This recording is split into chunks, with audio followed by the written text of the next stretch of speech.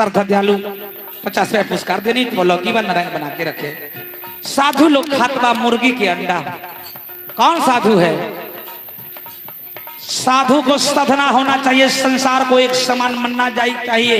लेकिन अभी का साधु वो भी राजनीतिक छोड़ते हैं। बड़ा लोग जाते हैं कदर करते, गरीब के बेटा हटो, चप्पल खोल दो, जूता खोल दो।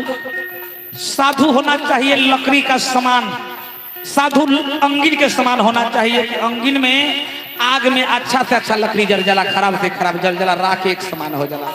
लेकिन भाव साधु लोग खातबा मुर्गी के अंडा,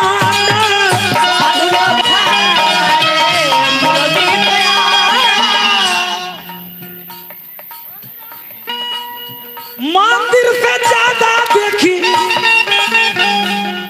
मंदिर से ज्यादा तारी गदिए में जाम बा। हमारे गुरु के सामान्य गुरु जी हैं गणेश बाबू, पुरस्कार देने वाले। ए नहीं होते तो उमेश यादव कहां से आता? मंदिर में लोग नहीं मिलेंगे, लेकिन तारी गद्दी पर जाम लगल रहता है ना।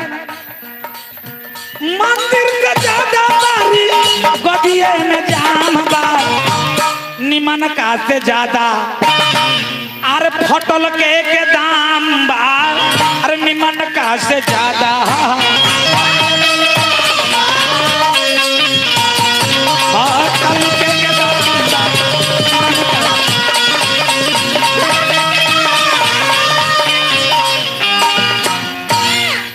ब्यास लोग यही सब गीत गावेला।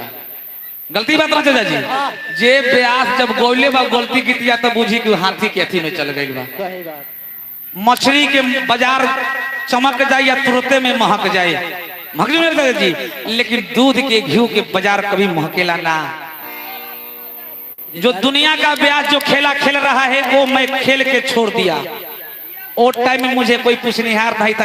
उमेश व्यास भटियारा व्यास है, फालतू गीत गाता है ना। तो फालतू छोड़े जब अच्छा चीज पर तब पर भी अब नौट जीने तो कोई जिए तो कैसे हम जिए बताइए। ए बाबू चली भालो हे बाबा, भाई के फरमाइश भाई सबके बात रखे के बार सब अनेक है, हम एक है। कोई कहते हेने चलो तो होने चलो, कोई कहे पानी ओहे भाव हो। बाबूजी मत बोलिए मास्टर बाबा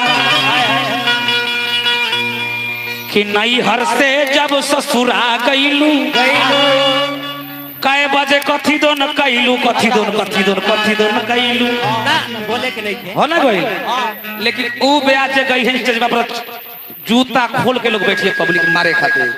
लेकिन चलो मैं यादव के भाव का ए कि धरी न कलाई चूरी फुट जाई, मत करा झिकझोर अभी कमजोर बानी। कितना सुंदर गीत है चाचा जी,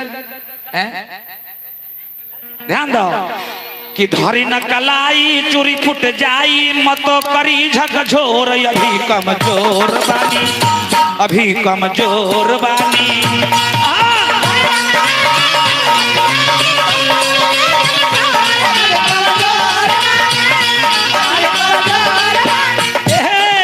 फल के गगरिया रस से भरल से नात पोर पोर, अभी कमजोर बानी, अभी कमजोर बानी।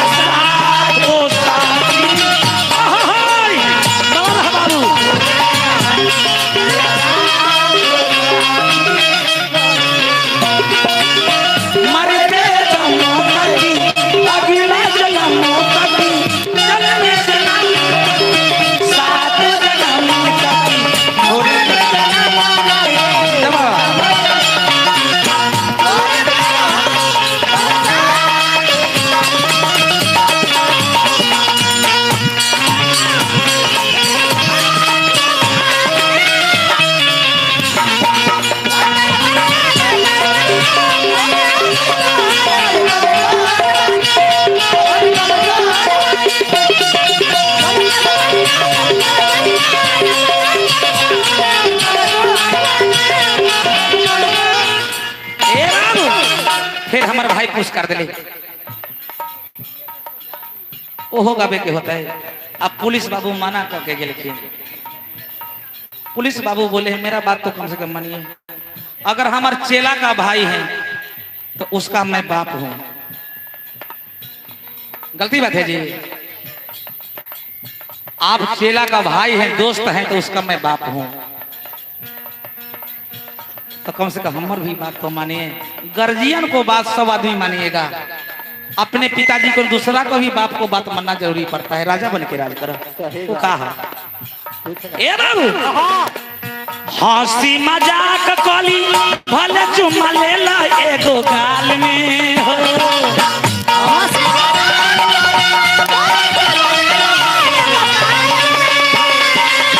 हंसी मजाक कला भले चुमा लेला एगो गाल में हो।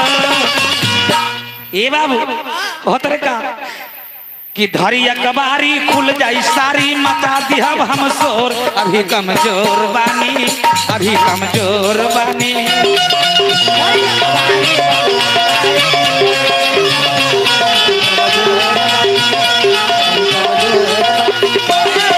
धरी न कलाई खुल जाई सारी नाता मचा देव शोर। अभी कमजोर बानी, अभी कमजोर बानी।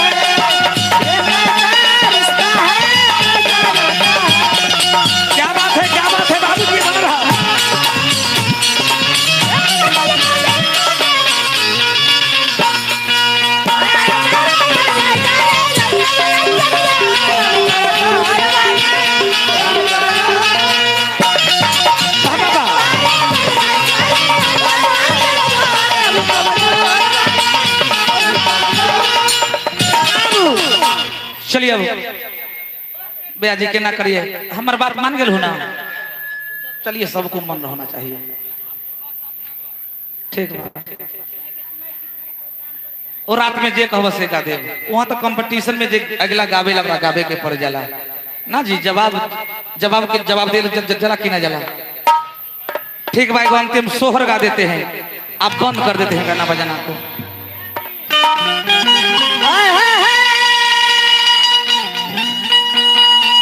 ए बाबू आर कोने मासे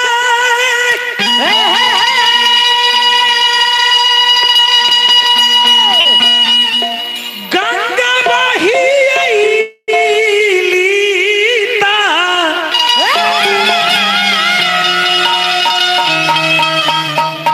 मरवाता गईले हो।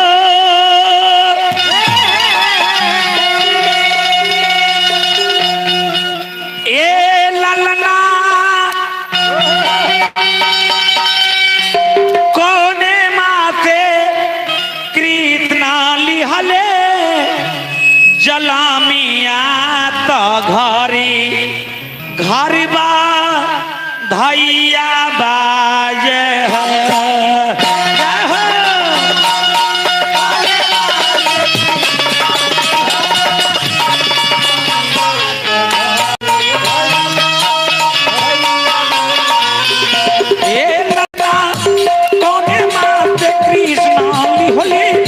जलमिया तो घरे माधैया।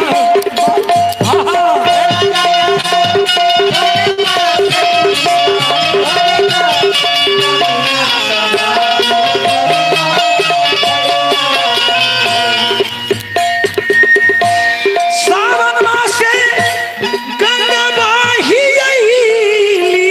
तो मरवादा हा गईले हो।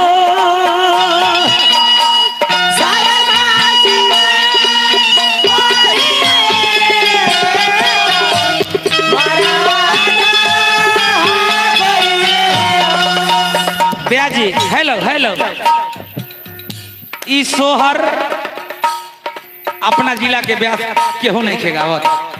ये सब आरा बक्सर छपरा सीमान के नहीं है।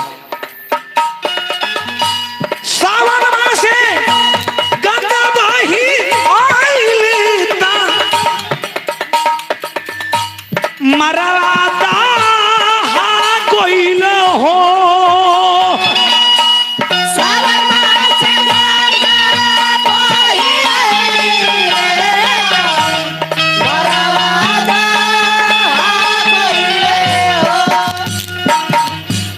ए ललना भादो माते कृष्ण लिहोले जलमिया तो घरी घर बधैया बाजे हो।